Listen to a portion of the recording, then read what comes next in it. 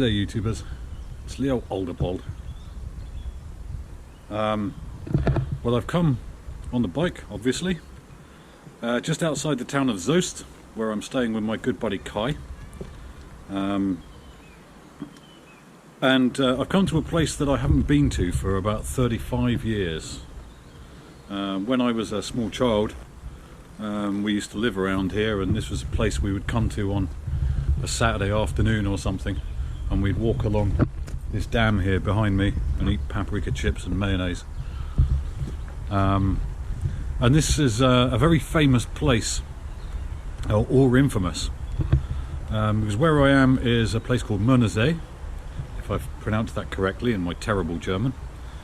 And this is the Möhnesee Dam, which was one of 3 dams that were bombed by the British in May 1943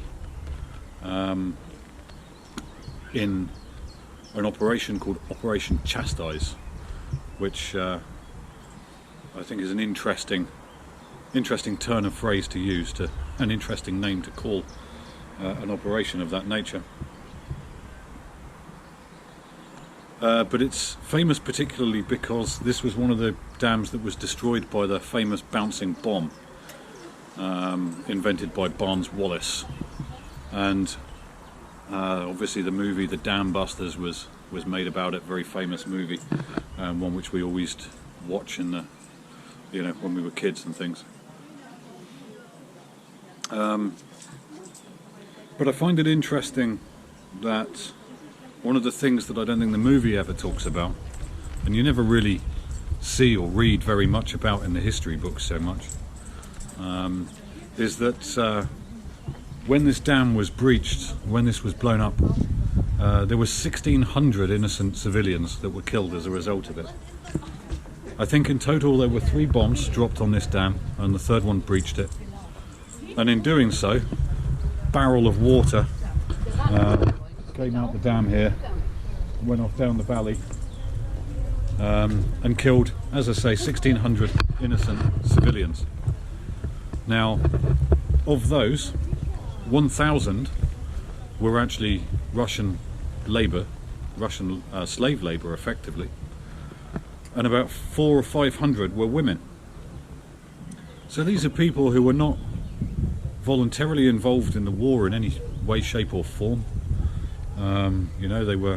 They just happened to be unfortunately living downstream of this dam here. And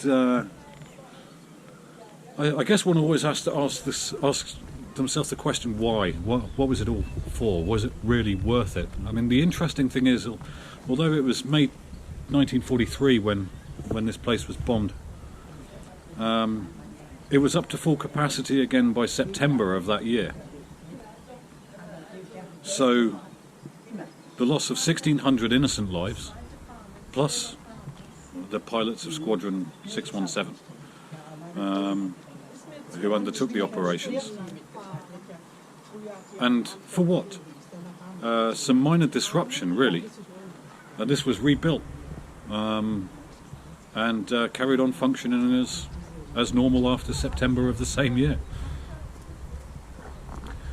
So I guess that's it, really. It's the story of a lot of things that happen in wartime that never really get talked about very much, and nobody ever really pays much attention to. The tub-thumping jingos that always like to talk about how brave we were and how great a nation we were, and so on and so forth.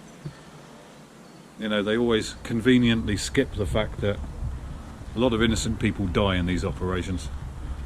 But a complete waste of life. So in a way, this is my homage to them, to those 1,600 innocent people. Yes, and the pilots of the Lancaster bombers, who were incredibly brave to do what they did.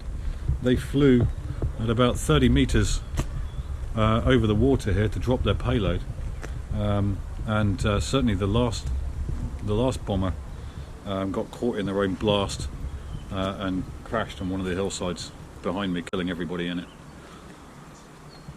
But what a waste. What a waste. It's very sad and tragic that these things happen and nobody really pays so much attention to them.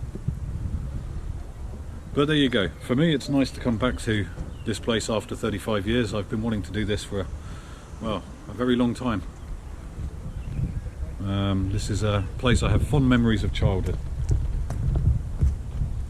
Although somewhat tempered now by the realisations that one only really has in adulthood.